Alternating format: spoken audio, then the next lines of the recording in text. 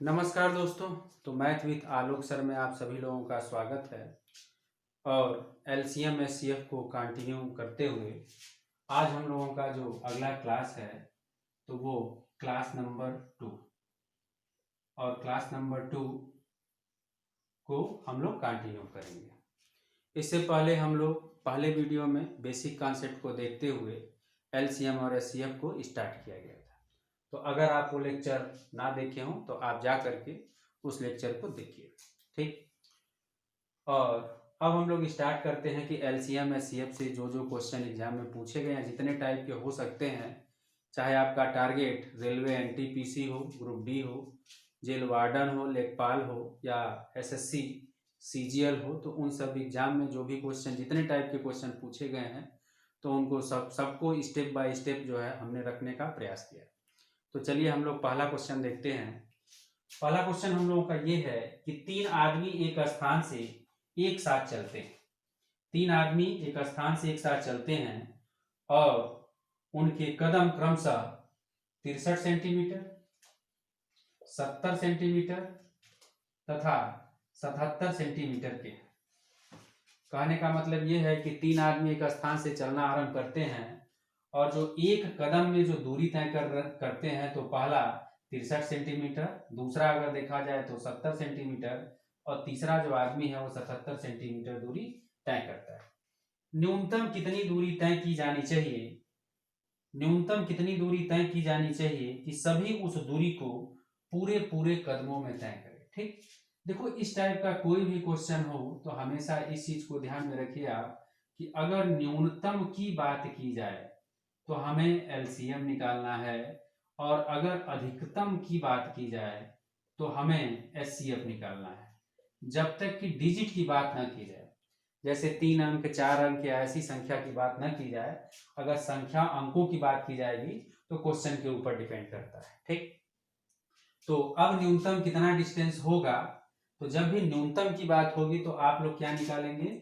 LCM निकालेंगे। और इनका अगर एलसीएम हम लोग निकालें तो देखो, इन सब में अगर देखा जाए तो सबको हम लोग किससे डिवाइड कर सकते हैं, ठीक। या ऐसे देखा जाए कि जैसे 2 का जो फैक्टर मिलेगा वो इसमें मिला 2। इसके बाद अगर देखा जाए 3 का सबसे बड़ा फैक्टर इसमें मिलेगा और 3 का सबसे बड़ा फैक्टर देखो किससे कट जाएगा? 9 से। इसके बाद अगर देखा जाए तो 7 का फैक्टर इसमें भी मिलेगा, इसमें भी मिलेगा, इसमें भी मिलेगा और सबसे लास्ट में क्या मिल जाएगा? 11 मिल जाएगा यहाँ से, ठीक। इसके बाद अगर देखा जाए तो 5 मिल जाएगा। तो 2 गुणे 5 बराबर 10। और यहाँ से अगर देखा जाए तो 9 गुणे 7 यानी 63। तो 63 का यहाँ गुणा कर लिया गया और 63 का जब हम गुणा कर लेंगे, 63 का गुणा कर लेंगे तो 11 गुणे 3 यानी 33, 3 बचा। और 11 गुणे 6 66 और 66 और 3 यानी 69। तो आंसर हो जाएगा हमारा 6930 सेंटीमीटर। यानी इसका मतलब ये है कि अगर ये 63 सेंटीमीटर का डिस्टेंस पहला कवर कर रहा है, दूसरा व्यक्ति है एक कदम में 70 सेंटीमीटर का डिस्टेंस कवर कर रहा है और तीसरा जो है 77 सेंटीमीटर का कवर कर रहा है, तो इतना दूरी चलने के बाद यानी 6930 सेंटीमीटर ये दूरी तय करने के बाद इनका जो कदम पड़ेगा सभी का वह इसी पॉइंट पे पड़ेगा, ठीक। यानी एक ही बिंदु पर पड़ेगा। तो वही इस क्वेश्चन में पूछा जा रहा है। चलिए अगला क्वेश्चन हम लोग देखते हैं।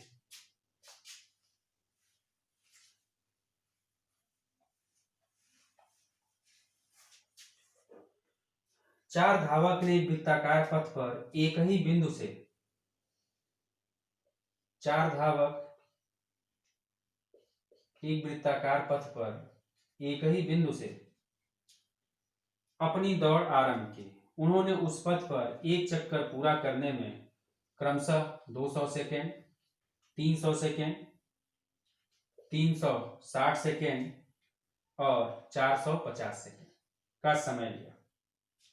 तदनुसार वे दोबारा पहली बार अपने आरंभिक बिंदु पर कितने समय बाद मिलेंगे, ठीक। चलो, जैसे ये एक वृत्ताकार पथ है और एक चक्कर लगाने में पहले को लगता है 200 सेकेंड लगता है, दूसरे को लगता है 300 सेकेंड लगता है, तीसरे को 360 सेकेंड लगता है और चौथे को 450 सेकेंड लगता है, ठीक।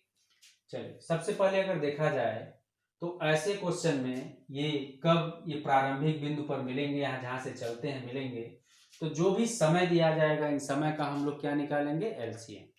और यहाँ अगर देखा जाए तो समय का जब एलसीएम निकाला जाएगा तो ऐसे समझो, यानी 0 0 0 0 सब में कॉमन है, यानी 0 को हमने बाहर कर लिया, यानी 10 को हमने बाहर कर लिया।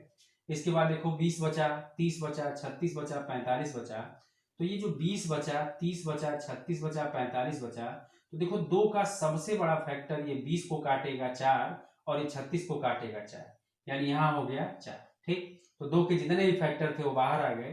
3 के सबसे बड़े फैक्टर को अगर देखा जाए तो 3 का सबसे बड़ा जो फैक्टर होगा वो इसमें और इसमें होगा, जो कि कितना है 9। और इसके बाद देखा जाए तो इसको और इसको कौन सा नंबर काटेगा, 5। अब सबका मल्टीप्लाई कर दिया जाए तो 4 पचे 20, 180, यानी टोटल इनका जो एलसीएम हो गया वो 1800 सेकेंड आंसर हो गया। ठीक, तो एलसीएम निकालने का बहुत आसान तरीका है, जितना ही हम लोग प्रैक्टिस करेंगे उतना ही आसान हो जाएगा। और पिछले क्लास में हम लोगों ने डिवाइड मेथड से कैसे एलसीएम निकाला जाता है तो उस पे हम लोग फैक्टर करके देखे कि 2 का जो फैक्टर होगा तो पहला 2 होगा, 4 होगा, 8 होगा, 16 होगा, 32 होगा। इस तरीके से हम 2 के फैक्टर को लेकर चलेंगे। प्राइम फैक्टर अगला देखा, जैसे 3 हो गया, 9 हो गया, 27 हो गया, 81 हो गया, तो ऐसे हम लोग बढ़ते चलेंगे। ठीक, चलिए अगला क्वेश्चन लेते हैं। अगला क्वेश्चन ये है कि 3 अलग अलग चौराहे पर यातायात से संबंधित बत्तियां क्रमशः 24 सेकेंड, 36 सेकेंड तथा 54 सेकेंड के बाद रंग बदलती।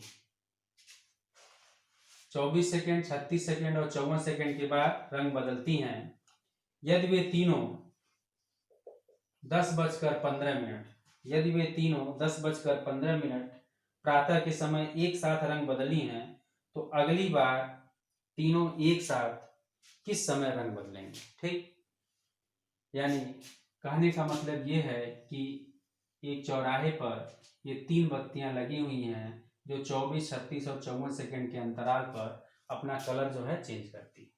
अगर प्रातः 10:15 पर इन्होंने कलर चेंज किया है तो अगली बार ये कलर कब चेंज करेंगी। तो यानी सबसे पहले हमें क्या निकालना होगा, एलसीएम निकालना होगा। और 2 का सबसे बड़ा फैक्टर इसमें मिलेगा, कितना मिला, 8। 3 का सबसे बड़ा फैक्टर इसमें मिलेगा और इसमें अगर देखा जाए तो भाई कितना मिल जाएगा, 27। तो 27 का हम 8 से गुणा कर देंगे, 8 सते 56, 6। और यहाँ से देखा जाए 8 दूना 16, 16 और 5 21, यानी 216। और क्या आ जाएगा, ये सेकेंड। तो 216 सेकेंड को अगर हम लोग मिनट में कन्वर्ट करेंगे तो 60 से डिवाइड करेंगे तो यहाँ से हो जाएगा 3 मिनट, यानी 180 सेकेंड तक हो गया, ये 3 मिनट हो गया। और 180 सेकेंड के बाद अगर देखा जाए तो 180 के बाद यहाँ से कितना बच जाएगा, 20 और ये 16, यानी 36 सेकेंड। तो आंसर हो जाएगा 10:15 और 3 18 मिनट 36 सेकेंड।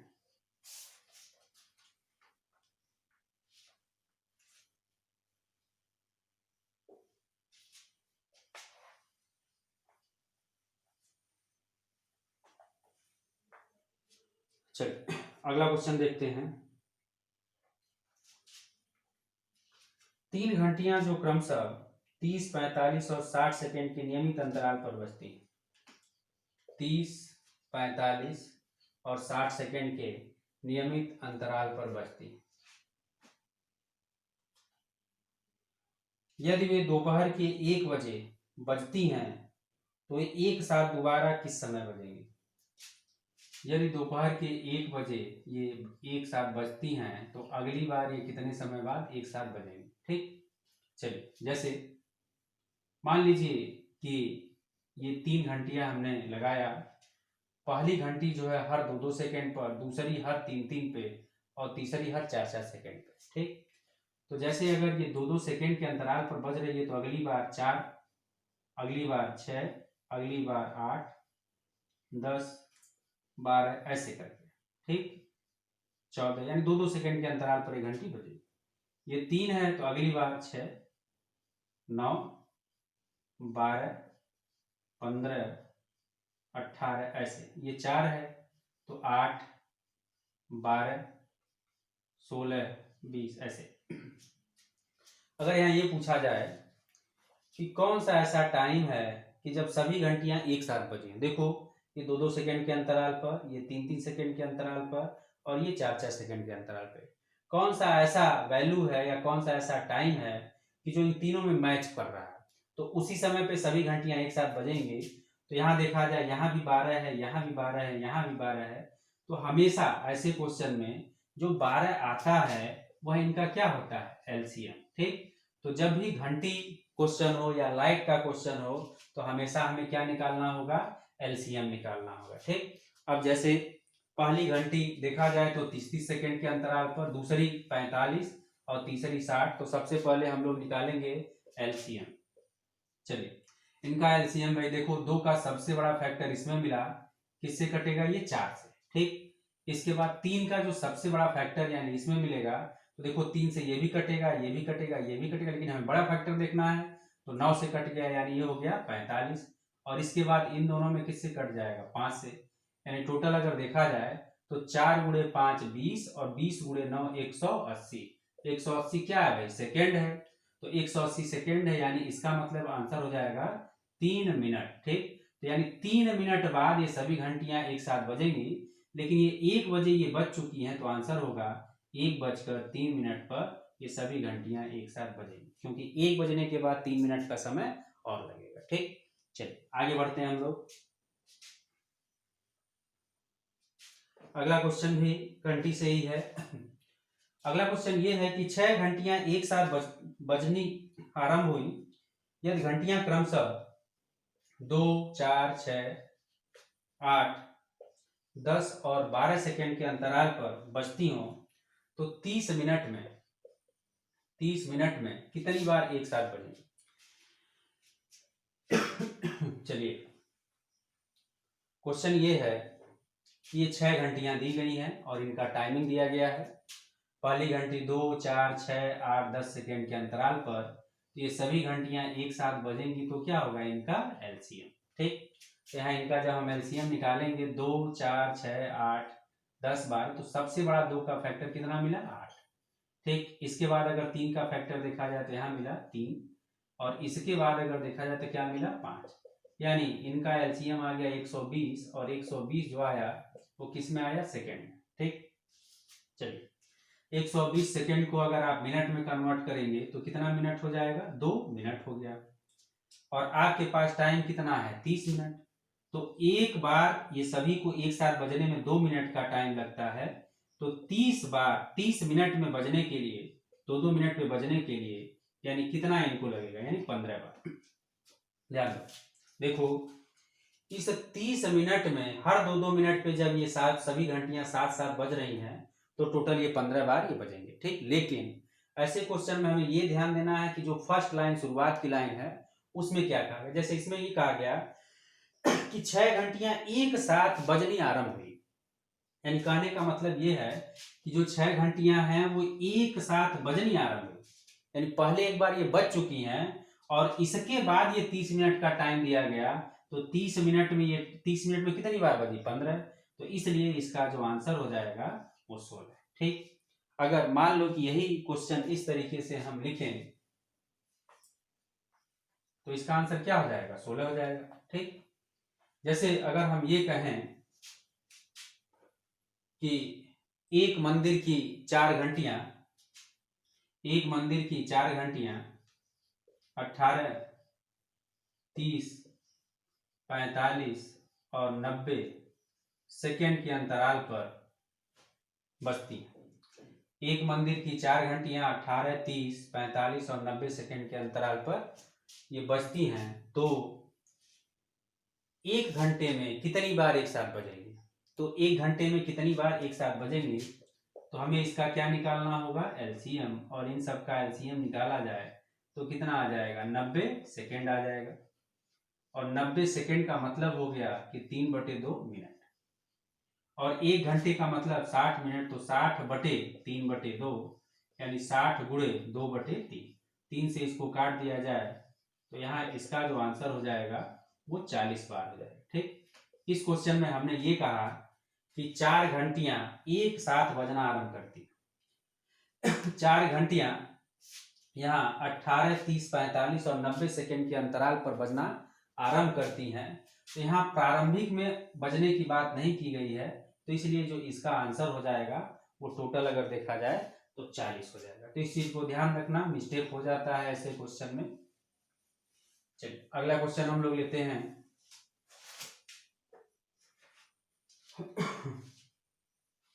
अगला क्वेश्चन है, m 3 अंकों की सबसे बड़ी संख्या है। m जो है 3 अंकों की सबसे बड़ी संख्या है, जिसे 6 और 5 से विभाजित किया जाता है तो शेषफल 5 और 3 प्राप्त होता है। जबकि m को 11 से विभाजित किया जाए तो शेषफल क्या होगा। एक 3 अंक की सबसे बड़ी संख्या है m कोई ऐसा नंबर है जो 3 अंक की सबसे बड़ी संख्या है। अगर उसको हम 6 और 5 से विभाजित करते हैं तो जो शेषफल आता है 5 और 3 आता है। अगर उसी संख्या को m को 11 से विभाजित किया जाए तो शेषफल क्या है। ठीक, ये एसएससी मेंस का क्वेश्चन है। देखो सबसे पहले इन 6 और 5 से विभाजित होता है, तो इसलिए इनका हम लोग क्या निकालेंगे, एलसीएम। और इनका आपने एलसीएम निकाला, कितना आ गया 30। ठीक, लेकिन जब भी ऐसे कंडीशन में शेषफल कुछ बचता है तो हम हमेशा इनका अंतर लेते हैं, और इनका अंतर देखा जाए कितना आया, 1 आया, और यहाँ इनका अंतर कितना आया, 2 आया। ठीक, अब देखो यही थोड़ा सा मामला फंस गया कि अगर ये अंतर बराबर आता तो क्वेश्चन हमारा आसान हो जाता, लेकिन ये अंतर बराबर नहीं आया, अंतर अलग अलग आ गया। और जब भी अंतर अगर बराबर नहीं होता है तो ऊपर वाले संख्या में हम लोग मल्टीप्लाई करेंगे, और हमेशा यहाँ जो अंतर होना चाहिए वो बराबर होना चाहिए। जैसे अब देखो ऊपर जो भी नंबर है ये सिंपल तो नहीं आया, तो हम इसको 2 से गुणा कर देंगे और इसको भी 2 से गुणा कर देंगे। देखेंगे क्या अब अंतर बराबर आ रहा है। अगर बराबर आ रहा है तो ठीक, नहीं तो 3 से गुणा करेंगे, 4 से गुणा करेंगे, निश्चित है कुछ ना कुछ बराबर आएगा। अब जैसे देखो 6 को जब 2 से गुणा किया गया 12, तो 12 में से 5 घटा दो, कितना आ गया 7, और यहाँ 10 में से 3 घटा दो 7। तो अंतर हमेशा जो आना चाहिए बराबर आना चाहिए। ठीक, ये मामला यहाँ तक हो गया। अब हम चलते हैं कि भाई m जो है वो सबसे बड़ी 3 अंक की कौन सी संख्या हो सकती है। यानी जो भी संख्या होगी तो हमेशा उसके एलसीएम से क्या होगी, वो डिवाइड होगी। और जब एलसीएम से डिवाइड होगी तो देखो ये जो सबसे बड़ी 3 अंक की संख्या है वो 999, और इसको अगर हम लोग 30 से भाग देते हैं तो ये 3 बार में यानी 90, 9 बचा 99, फिर 3 बार में यानी 90, तो शेष कितना बच गया 9। यानी सबसे बड़ी जो संख्या है 9 घटा दिया जाए तो 990 जो है सबसे बड़ी संख्या है कि जो किससे विभाजित होगा, जो 30 से विभाजित होगा। लेकिन शेष कितना बचना चाहिए, तो शेष यहाँ जब हम 6 से भाग देते हैं तो 5 बचना चाहिए, और 5 से भाग देते हैं तो 3। तो जो भी अंतर आता है वो यहाँ हम घटाते हैं, और अंतर अगर घटा दिया जाए इसमें से तो ये आ गया 983। अब इसी को हमें किससे भाग करना था, 11 से, तो 11 से भाग कर दिया जाए तो देखो 11 बटे 88, और 11 बटे 88 यहाँ से देखा जाए तो यह आ गया 93, और फिर 11 बटे 88। चलो 11 से ये 88 यानी 10, 103 आ गया, और 11 9 99 यानी यहाँ से जो इसका आंसर आ गया 4 आ गया। 11 से अगर भाग दिया जाए तो शेष कितना बच जाएगा, 4 बच जाएगा। चलो अगला क्वेश्चन लेते हैं हम लोग। m 4 अंकों की सबसे बड़ी संख्या है। m जो है वह 4 अंकों की सबसे बड़ी संख्या है, जिसे 4 5 6 7 जिसे 4 5 6 7 से विभाजित करने पर शेषफल 2 3 4 5 आता है। जब इसको जो भी बड़ी संख्या है यदि इसको 9 से विभाजित किया जाए तो शेषफल क्या प्राप्त होगा। ठीक, चलिए सेम वही क्वेश्चन है, थोड़ा सा डिजिट का अंतर है कि यहाँ 4 था और उसमें 3 था। कोई दिक्कत नहीं, आप सबसे पहले इसका एलसीएम निकालें।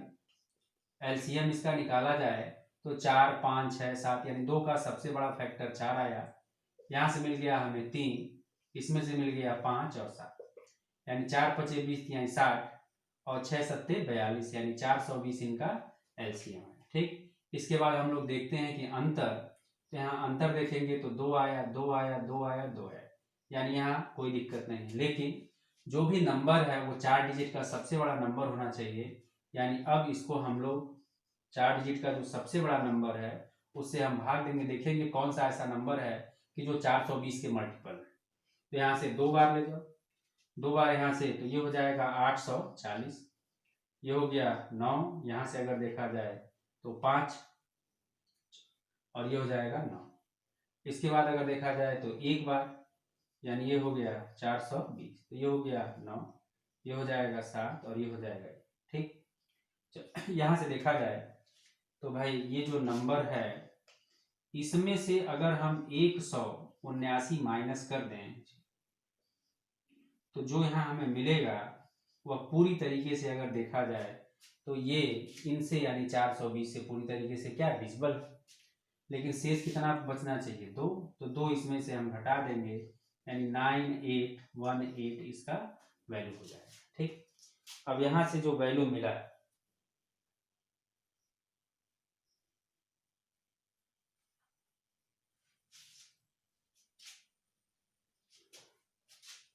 चलिए यहाँ मिस्टेक हो गया है, ये 2 बार जब हम लोग ले जाएंगे तो ये 840 आएगा, और 840 को अगर घटाएंगे तो ये 9, 5 और यहाँ 1 बचेगा, ये 9। इसके बाद 3 बार तो ये 1260 हो गया, 9, 3 और यहाँ से देखा जाए 3, तो यानी 4 अंक की सबसे बड़ी संख्या में से जब हम शेष को घटा देंगे तो यहाँ से ये पता चल जाएगा कि क्यों कौन सा नंबर ऐसा होगा कि जो 420 से डिवाइड होगा। तो 9660 जो नंबर है वो 420 से डिवाइड है, लेकिन यहाँ डिफरेंस कितने का आ रहा है, 2 का आ रहा है, तो 2 इसमें से घटा दिया जाए, और जब 2 घटा देंगे तो ये जो हो जाएगा 9658, और इसी को हमें भाग किससे करना है, 9 से। तो जब हम 9 से भाग करेंगे तो यहाँ 9 ये पूरा कट गया, और यहाँ से अगर देखा जाए 63 के बाद अगर देखा जाए तो 2 28, 9 3 27, तो इस क्वेश्चन में जो शेष बच गया वो शेष हमारा जो बच गया वो 1 बच गया। ठीक, तो ये भी क्वेश्चन जो है एसएससी मेंस में पूछा गया था। एक बार इसको फिर से समझते हैं हम लोग कि 4 अंक की सबसे बड़ी संख्या कौन सी है, m है, और दिया गया है कि वो 4 5 6 7 से जब विभाजित किया जाता है तो 2 3 4 5 शेष आता है। सबसे पहले हम लोगों ने एलसीएम निकाला, एलसीएम कितना आया 420। 4 अंक का जो सबसे बड़ी संख्या है वो 420 से कौन सा नंबर डिवाइड हो रहा है, तो 420 से 9660 डिवाइड हो रहा है, लेकिन शेष कितना बचना चाहिए, 2 3 4 5 बचना चाहिए, तो जो भी डिफरेंस आएगा वो हम माइनस कर देंगे। तो यहाँ से अगर देखा जाए 9658 है और उसको अगर 9 से विभाजित किया जाए तो यहाँ शेष कितना बचेगा, 1 बचेगा।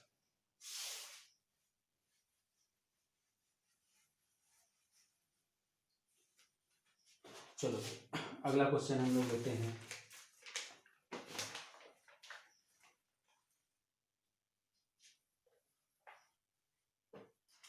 वह न्यूनतम संख्या ज्ञात कीजिए जिसे 1294, वह न्यूनतम संख्या ज्ञात कीजिए जिसे 1294 में से घटाने पर और फिर शेष बची संख्या 9 11 13 से भाग देने पर प्रत्येक दशा में 6 शेष ज्ञात। सबसे पहले इनका हम लोग एलसीएम लेंगे, 9 गुणे 11 गुणे 13 हो जाएगा, और यहाँ से अगर देखा जाए तो 11 9 99, 99 गुणे 13, यानी 1300 में से डायरेक्ट हम 13 कम कर दें तो हमें इनका मल्टीपल मिल जाएगा। तो 1300 में से 13 कम कर दिया जाए तो कितना आ जाएगा, 1287 आ गया। यानी 1287 एक ऐसा नंबर है कि जो 9 से भी कटेगा भी, 13 से भी और 11 से भी, और शेष कितना बच रहा है, 6, तो शेष 6 बच रहा है, तो जितना भी शेष बचेगा वहां जोड़ लिया जाए, तो 9 7 और 6 13, यानी 3 आया, 9 12, तो 1293 आया। लेकिन 194 में से घटाना है, तो 194 में से आप कितना घटा दो कि 193 मिल जाए, तो इसका आंसर हो जाएगा 1। यदि 1 घटा दिया जाए तो 1293 मिल जाएगा। और जो कि जब 9, 11, 13 से हम विभाजित करेंगे तो यहाँ इस क्वेश्चन में जो हमारा जो रिमाइंडर मिलेगा वो हर कंडीशन में 6। ठीक, चलिए अगला क्वेश्चन लेते हैं।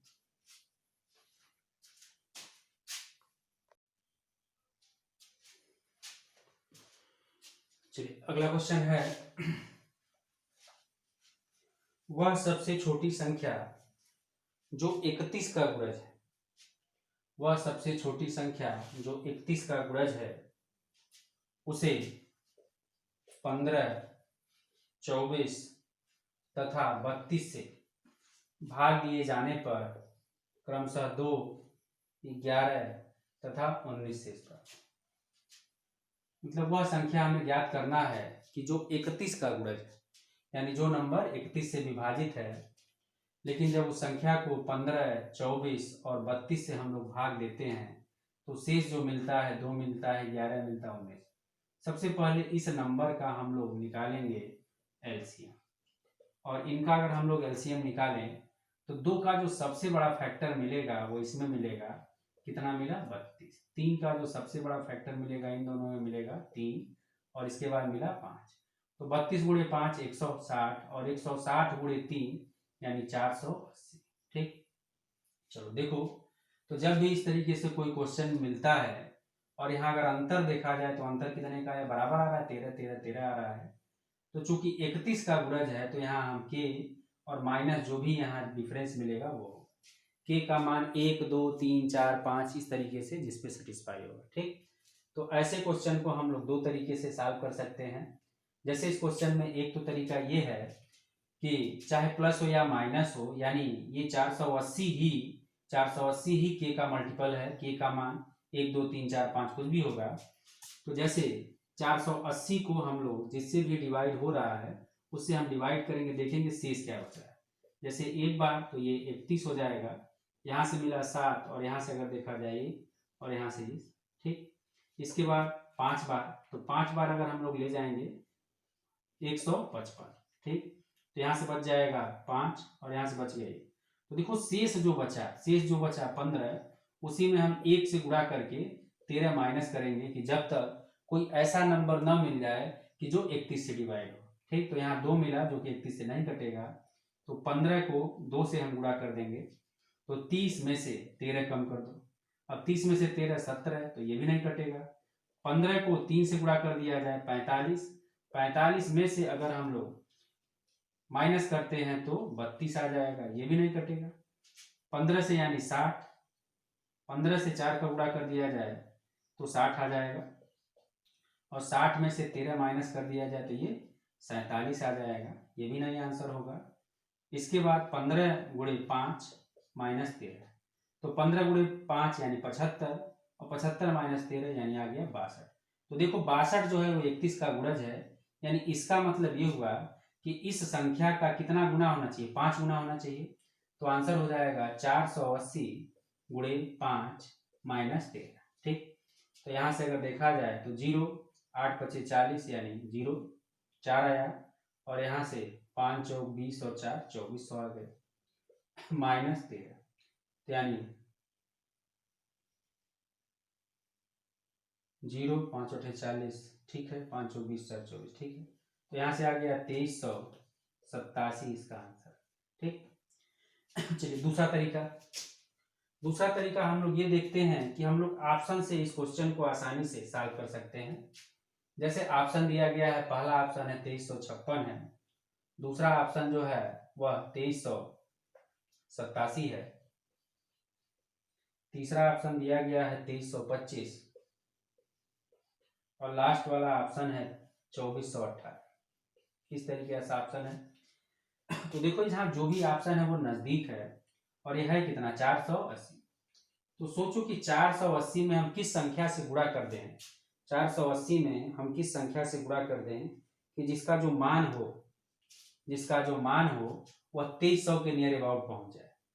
तो जब हम यहाँ 5 से गुणा करेंगे तब ये 2300 के नियर अबाउट पहुंचेगा। तो डायरेक्ट हम 5 से गुणा करके यहाँ 13 माइनस कर देते हैं, और 5 से जब हम गुणा करेंगे तो ये 2400 माइनस 13, तो आंसर हो जाएगा हमारा 2387। तो हम लोग इस तरीके से ऑप्शन से भी इनको लगा सकते हैं।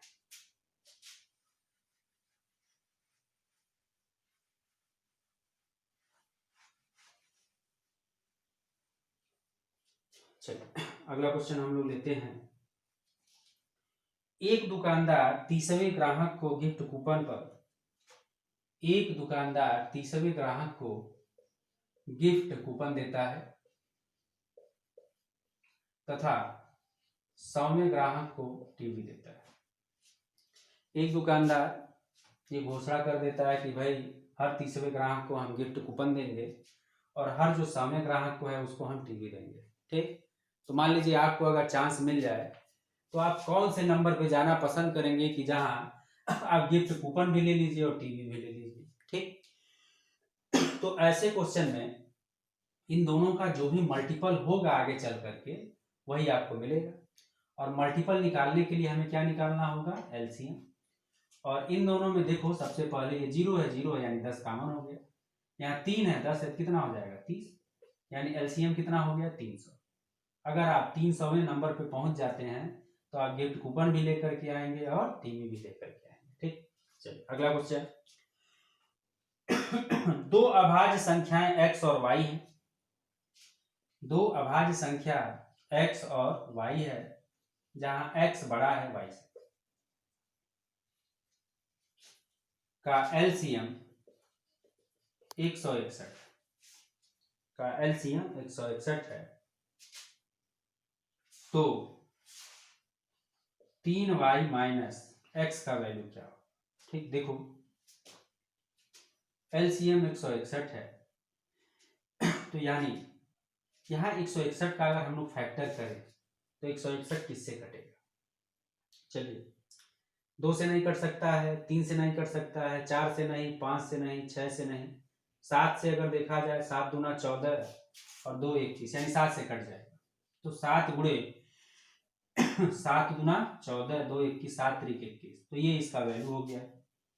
ठीक, देखो यहाँ x जो है बड़ा है, x बड़ा है और y जो है छोटा है, यानी यहां से x का मान कितना आ जाएगा 23 और y का मान कितना आ जाएगा 7। तो बस यहाँ रख दिया जाए तो 3 गुणे 7 माइनस 23 यानी 21 माइनस 23। तो यहाँ से आंसर जो आ गया 2, लेकिन ये किस में आ जाएगा माइनस, तो इसका आंसर जो होगा वो -2 हो जाएगा। ठीक,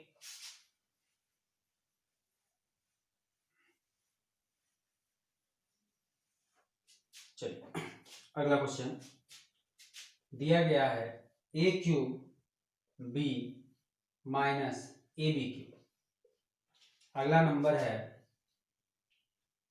a cube b square plus A square B cube. और अगला नंबर है A B A plus B का निकालना है एलसीएम। ठीक,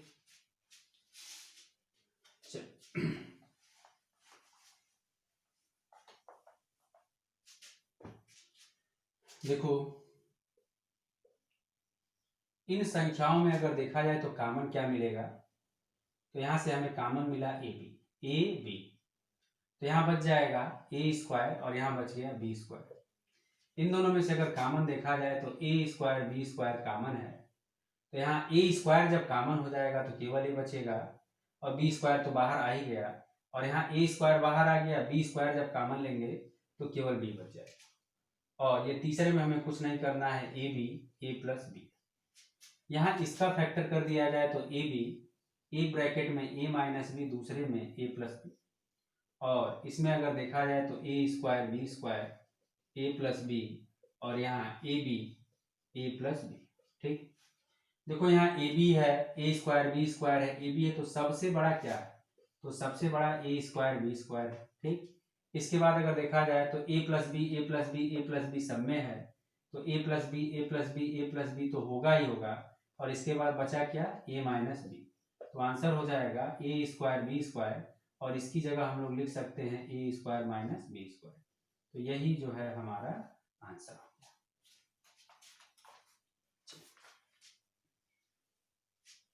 अब अगला क्वेश्चन हम लोग देखेंगे कि एचसीएफ से रिलेटेड कुछ क्वेश्चन लेते हैं।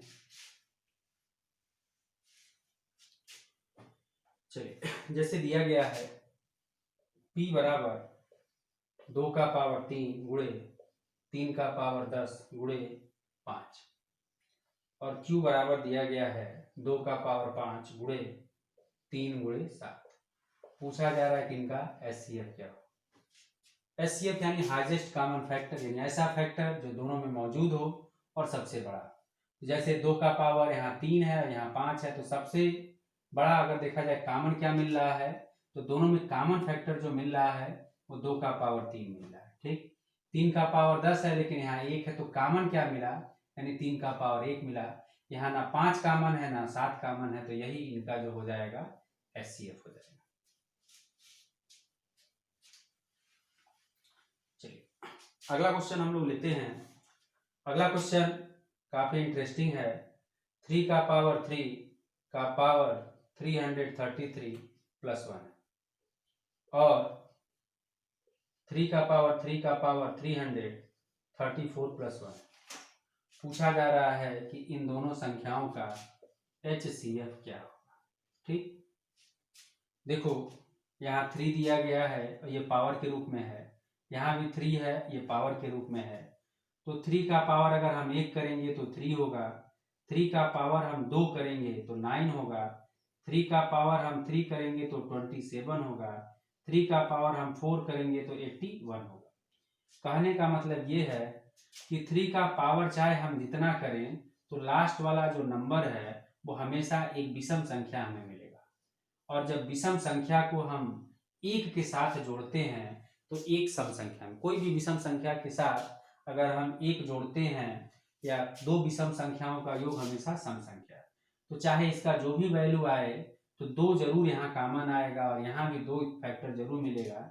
इसलिए इन दोनों संख्याओं का जो एचसीएफ हो जाएगा वो 2 हो जाएगा।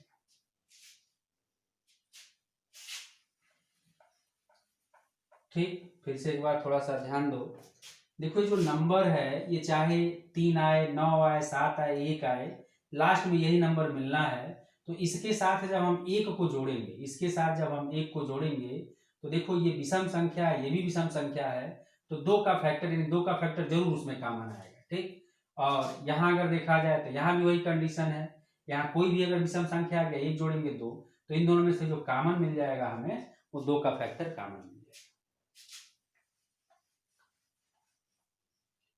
चलिए, अगला क्वेश्चन। यदि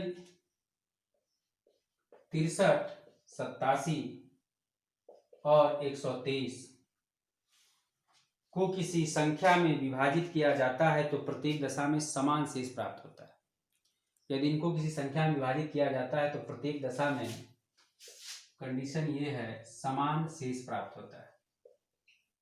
ठीक, यह 63, 87 और 123 को किसी संख्या में विभाजित किया जाता है तो प्रत्येक दशा में समान शेष प्राप्त होता है। वह बड़ी से बड़ी संभव संख्या ज्ञात करो। ठीक, तो बड़ी से बड़ी संख्या की बात की गई है तो उस कंडीशन में हम लोग क्या निकालेंगे, एचसीएफ। लेकिन यहाँ जब समान शेष की बात की जाए तो इनका हमें अंतर लेना होगा। देखो सबसे बड़ी संख्या क्या है, 123 में से उससे छोटी संख्या घटा दिया जाए, फिर 123 में से सबसे छोटी संख्या घटा दिया जाए, फिर दोनों छोटी संख्याओं का अंतर ले लिया जाए। तो यहाँ से अगर देखा जाए 13 में से 7 यानी 6, 11 यानी 3 36 आ गया, और ये हो गया 0, ये हो गया 60, और यहाँ से अगर देखा जाए तो 4, और यहाँ से ये 2 आ गया। ठीक, तो इन सब का अगर हम लोग एचसीएफ निकालेंगे तो एचसीएफ कितना आ गया, 12। तो सबसे बड़ी संख्या क्या है, 12। देखो 12 एक सबसे बड़ी संख्या है कि जब इनको हम भाग देंगे तो समान शेष मिलेगा। जैसे 12 से भाग दे दो तो 12 × 5 = 60, कितना बचेगा, 3। 12 से इसको भाग दे दिया जाए, 12 × 7 = 84, कितना बचा, 3। और 12 से इसको भाग दे देंगे तो समान शेष मिलेगा, और यहाँ इसको भाग देंगे तो 120 तक कट जाएगा, तो कितना बच जाएगा, 3 बच जाएगा। ठीक, तो समान शेष में अंतर लेकर के हम लोग क्वेश्चन को सॉल्व करेंगे। चलिए, अगला क्वेश्चन हम लोग देखते हैं।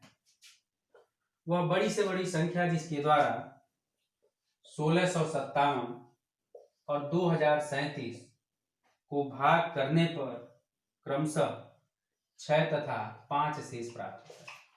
वह बड़ी से बड़ी संख्या कहा गया है, तो क्या निकालना है हम लोगों को, यानी एचसीएफ ही निकालना है। ठीक, लेकिन जब उस संख्या से हम लोग 1657 को भाग देते हैं तो 6 शेष बचता है, और यहाँ 2037 को भाग देते हैं तो 5। तो चाहे ये जो भी संख्या हो, हमेशा इस संख्या में से घटा लेंगे, और घटा लेंगे तो ये 1651 हो गया, और इसमें 5 कम कर देंगे तो 2032 हो गया। अब इन दोनों संख्याओं का एचसीएफ चूंकि बड़ी संख्या है तो आप डिवाइड मेथड का प्रयोग करेंगे।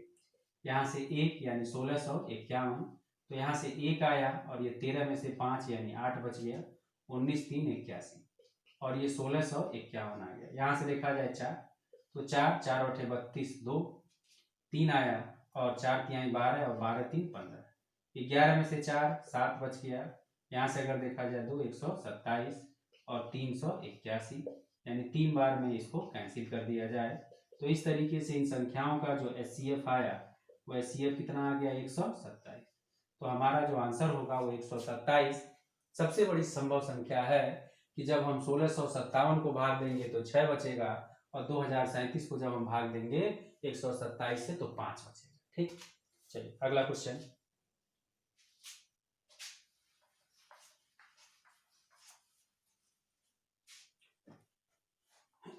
दो संख्याएं 11,284 तथा 7,655, दो संख्याएं 11,284 तथा 7,655 हैं। जब 3 अंकों वाली एक संख्या से विभाजित की जाती हैं तो एक समान शेषफल छोड़ती हैं। तदनुसार उस 3 अंकों वाली संख्या के अंकों का योगफल ज्ञात करो। ठीक, दो संख्याएं हैं 11,284 तथा 7,655, जब 3 वाली संख्या से विभाजित 3 अंकों वाली संख्या से विभाजित किया जाता है तो एक समान शेषफल छोड़ती है। ठीक, देखो एक समान जब शेषफल की बात की जाएगी तो हमेशा हम डिफरेंस लेकर के सॉल्व करेंगे। अगर यही 3 संख्याएं होती तो थोड़ा क्वेश्चन आसान हो जाता है। ठीक, क्योंकि एक परफेक्ट नंबर हम लोगों को मिल जाता है, और यहाँ जो संख्याएं हैं वो कितनी हैं 2, तो हम अंतर लेंगे। यानी यहाँ से अगर अंतर लिया जाए तो देखो यहाँ से अगर देखा जाए तो 14 में से 5 यानी 9 आया। इसके बाद अगर देखा जाए तो बचा यहाँ 7, 7 में से 5 यानी 2 आ गया, और ये 12 में से 6 यानी 6 आ जाएगा, 10 में से 7 3 यानी 36 29 आ गया। ठीक, अब देखो जैसे ये लास्ट वाला नंबर 9 आने की वजह से 2 से 4 से 6 से 8 से 10 से 12 से यानी कोई भी सम संख्या से ये नंबर डिवाइड नहीं होगा। ठीक, अंकों का योग हम लोग देख लेते हैं, 3 और 6 9, 9 18 और 2 20। अंकों का योग 20 आने की वजह से 3 के जो फैक्टर हैं जैसे 3 है 6 है 9 है 12 है, इन सब संख्या से विभाजित नहीं हो सकता। ठीक, यानी इसका मतलब ये जो भी नंबर डिवाइड होगा वो किसी न किसी प्राइम नंबर से डिवाइड होगा, अभाज्य संख्या से डिवाइड होगा। अब हम लोग अभाज्य संख्या जैसे देखो 7 से 7 से अगर डिवाइड के 7 बचे 35, 1 12, 7 कम 7 5, और ये 59, 7 से भी नहीं होगा। इसके बाद देखा जाए 11 से 5, और यहाँ से देखा जाए तो ये 9 6 15, ये भी नहीं होगा। 13 से 13 दूना 26, 10 102, ये भी नहीं होगा। 17 से 17 दूना 34, 2 22 17, और इसके बाद देखा जाए तो 5 59 नहीं होगा। 19 से तो 19 1 कम 19। इसके बाद अगर देखा जाए तो 17 172, 19 9 171, ये 19 से कट गया, तो 19 गुणे, और यहाँ देखा जाए तो ये आ गया 19 से कम 19, 19 9 71, और ये 191 आ गया। ठीक, तो देखो 3 अंक की संख्या जो पूछा गया है तो 191 होगा, और इसके अंकों का योग, तो अंकों का योग जो हो गया वो कितना हो गया 11, तो इसका जो आंसर हो जाएगा वो 11 हो जाएगा। चलिए अगला क्वेश्चन।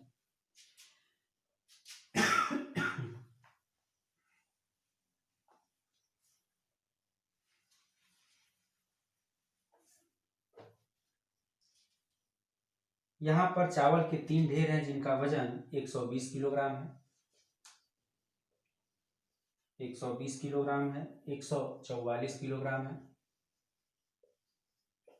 और तीसरे वाले में 204 किलोग्राम है।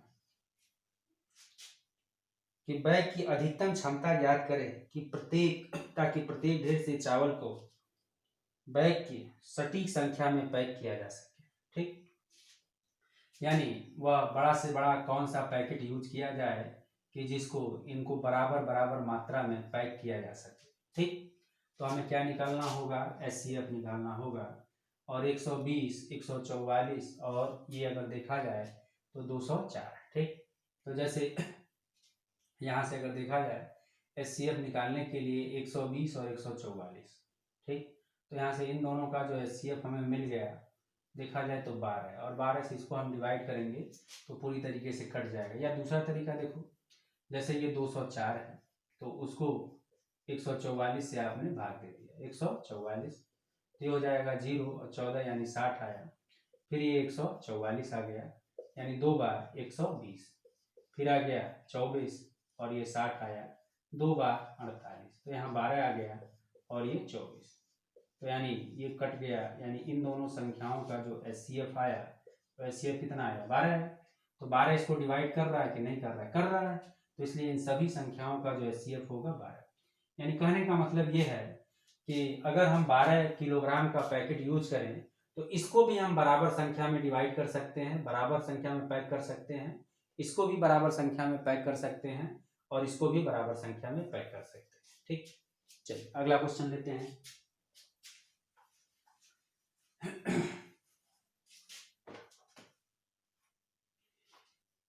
एक कार्यक्रम आयोजित करते समय पाया गया कि आयोजकों के पास 195 नीली तथा 143 लाल कुर्सियां हैं।